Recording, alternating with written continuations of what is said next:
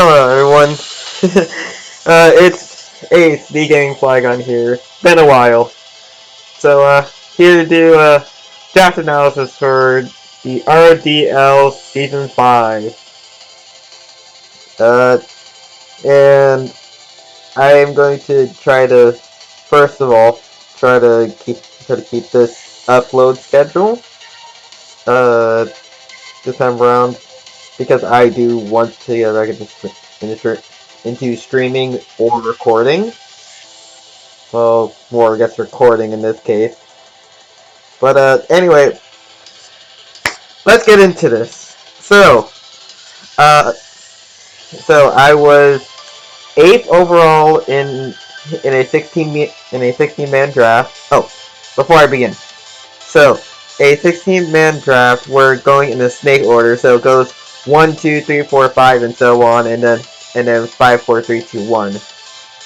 I was a overall, meaning I was middle, and for those of you who don't know, middle is exactly the best as far as picking which Pokemon that you want. But I am happy with this team that I got so far. That I got, and well, I wouldn't say so far, but this team I have now. Uh, but I am just extremely happy with my team, and whether it does well or not, that's gonna be up to chance and or my building slash battling ability. But I do hope that this is gonna be a great season, at least to watch, if not just a great season overall. So let's get into this. First one I picked was Kyurem. Let's say Kyurem is let's say it's a bulky ice dragon type. It literally stays on the field a lot because of Roost and Substitute, one of its better sets. It has very bulky stats for its typing for one. And it has a lot of coverage and can be a special or physical attacker, especially now with 8th Gen gifting it Dragon Dance and Icicle Spear, which is not banned in this league. So hopefully I'll get some use out of that, and it's not. Oh well, that would be a great scare for my opponents. Okay. Next pick I got Aegislash, and Aegislash, like Kyurem, can be a special or physical attacker, and it also has the also has the ability to be somewhat bulky with its stats. The the first stat chart that you see here is what it is when it's in its shield form, what you see right now. But the stat chart to the right shows what stats are when it is attacking, or when it is in blade form. And to be honest, kind of like the blade form a lot better design wise, but that's just me. Next Pokemon we have is Crocodile. Let's say great ground and dark typing. Oh, but forgot to mention for Aegislash was a Steel Ghost. I mean, is a Steel Ghost, but Crocodile is a ground dark type. Amazing attack, pretty good speed. Has a ton of coverage choices, especially now with 8th Gen gifting its close combat, which is honestly just a bit of just a blessing on that end, and Darkest Lariat, which allows it to go through defense boosting moves or defense boosting Pokemon, and still do consistent damage. It also has 2 great abilities and Intimidate, which lowers physical attack, and Moxie, which upon getting a KO with a move that it uses, it gains an attack stat, basically making it more of a threat the more knockouts it gets. So let's move on to next mon, and that is Gardevoir. Gardevoir is a psychic fairy type with three, let's say with 2 good abilities in Synchronize and Trace. Telepathy is a doubles ability, so you can't really make use of it here in singles, but nevertheless, it still is a good ability, just not for what we're doing this time around. Let's see, it has a high special attack stat, pretty decent speed. Again, in the same speed the theme here, a ton of coverage. This thing has moves to hit pretty much everything across the spectrum.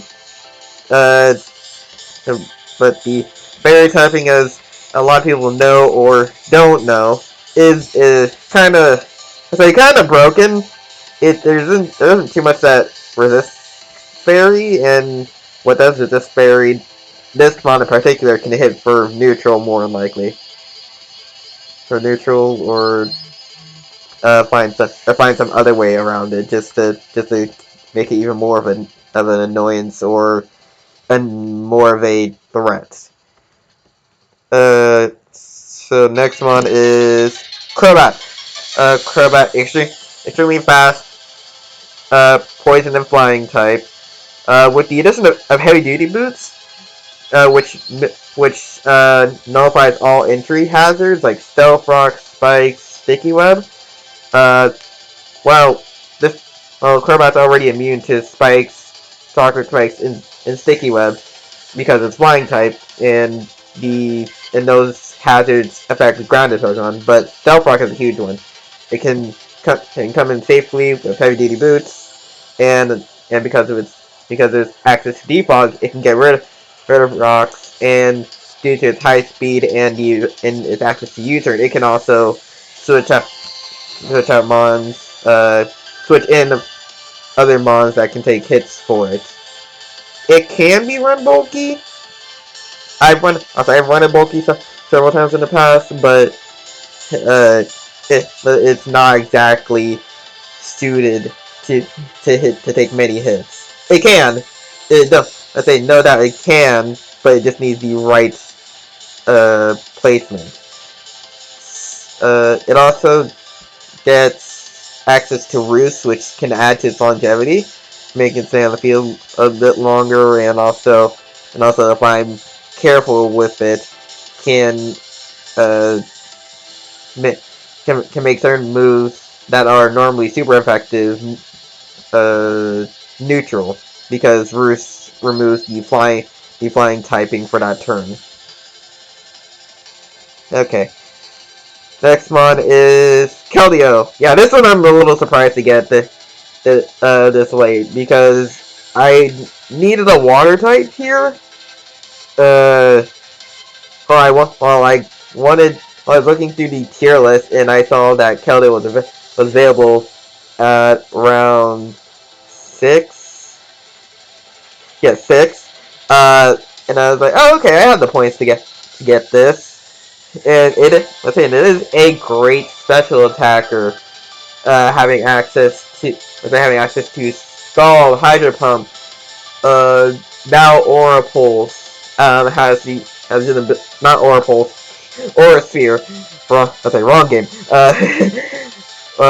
Aura Sphere, and Air Slash now, and Secret Sword, which is a special move that attacks the defense side. Basically allows it to kind of be able to attack a little bit on both sides of the spectrum. It does have 72 attack and access to Sword Dance, so you can make it physical. It takes a lot of work, though. It has above average speed. That's a pretty menacing attacker in the right circumstances. You give it a life orb or calm mind or let's say calm mind, and it just takes them on if it needs to. Okay, next one, Scyther. Scyther. This was a pick I was very happy to get to finally be able to use. So for those who don't know, Scyther, it's a great technician mon. Technician is an ability that powers up moves of lower bases or power, i.e., 60 base power or lower. Those moves get powered up, and it got access to one of the moves that was added during the Isle of Armor DLC, which is Dual Wing Beat. And Dual Wing Beat on this mon is very, very terrifying. I've seen it do 90% to something that resisted it. And that was after, so that was before Swords Dance. That's how much power that move had with Technician. So, it's a terrifying mod. It can do damage, and also because of heavy duty boots, you can run it. You can run it without risk of taking half of your life from rocks, because rocks goes off of the super effective damage, and since this mon is 4 times effective to rocks, it normally would do half your health upon entry when rocks are up. But with her duty boots, you can sort of get around that. You can sort of get around the flaw, but you can run this thing Eviolite, and it kind of just sits. It really does. Let's say it really can be a bit of a wall with Eviolite active, but due to Gen 8 additions, it is not just limited to using Eviolite. It can use Hey Boots. You can use Life Orb, Choice Band. You can use good items for this spawn, and you can play. And there is multiple ways that you can do this. Next one is Flareon. Flareon. This was a little bit of an embarrassing pick. I wouldn't say embarrassing. I'm happy that I got Flareon. It's just the fact that I don't usually use Flareon. So getting something like this is interesting on my end. It has the ability Flash Fire, which gives it a fire immunity, which I can use under right circumstances, or Guts, which when it's statused, when it has a status on it, it does 1.5 more damage. So that could deter certain ways of trying to staff my mons, or else you risk giving Flareon a power boost. It does have quite the attack stat, and stab, same type attack bonus. Flare Blitz does a lot. It does pretty good damage for how low this Pokemon is ranked, and in the base 110 Spadef is not. Allows it to live some pretty good moves.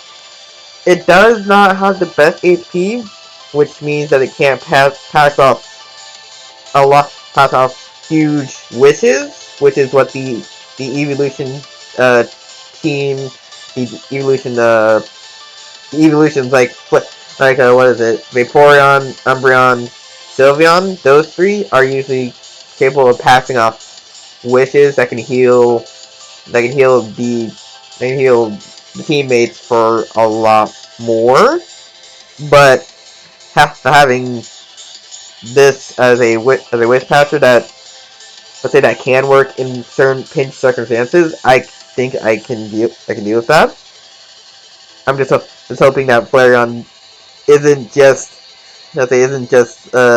bench warmer, even though not really expecting it to be a kill leader, but I wanted to do something this season. Next Pokemon, RoDL. So this is a grass poison type. With the ability natural cure, with the ability natural cure, it is able to absorb status, and once you switch it out, the status is completely gone. So there's that. It also has access to spikes and toxic spikes, which on certain teams depends on how much HP a Pokemon has. Having that constant, I believe it was 12.5 with two. There's the spikes, which you can realistically get especially with this one's play style, or at least what it turns out. You can easily get spikes and talk spikes up. I think it did lose quite a bit of key coverage with Gen 8 removing hidden power, but I didn't draft this thing for the fact that for the coverage. I drafted it purely just because it's a grass type that I know I can use decently enough to catch my opponents off guard. Let's see. But that's also double poison. But I also I have double poison purely because fairies are, let's say, a little bit of a problem in general. So I decided I'm just gonna have two solutions to that, just in case. Well, three solutions, counting H-Slash, which is a steel type. So I'm hoping that fairies aren't going to be a big issue here, but who knows. And last but not least, Lopunny.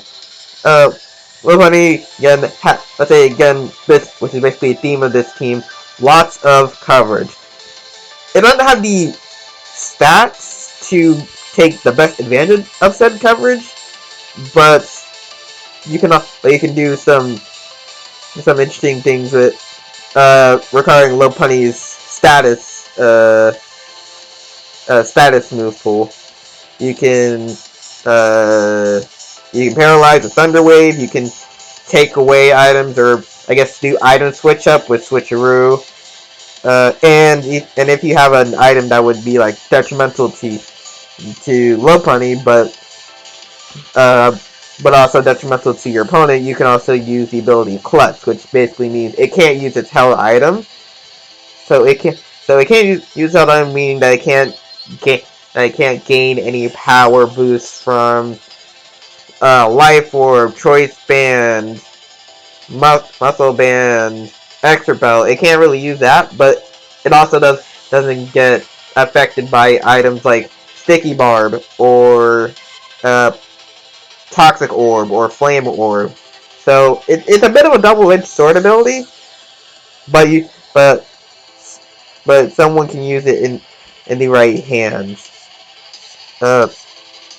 Generally, fast Pokemon, it's really honestly just a support Pokemon, and especially in singles, you rarely see Lopunny, unless it has its Mega form, which sadly we don't have Megas in Gen 8 as of now. I'm not sure if we're gonna get Megas in Shining Diamond, Brilliant Pearl, but as of right now in Sword and Shield, we do not have Mega Stones. So I decided to use regular Lopunny, just honestly as a 1-point mon, and to cover the whole null typing thing. That way something like Gengar or Blacephalon doesn't come in and immediately spam Shadow Ball, and well, it kind of just gets free damage on everything. But this is my draft analysis, and I will definitely be recording more, and I really hope that you all enjoy this season as much as I'm going to, because recording is going to be interesting. Anyway, let's say you all have a great day. Let's say day, morning, evening, whenever y'all watch this. Let's say until next time. I'm Ace, and we will be bull punching our way to the top. I can't believe I said that again. Anyway, you all have a great time.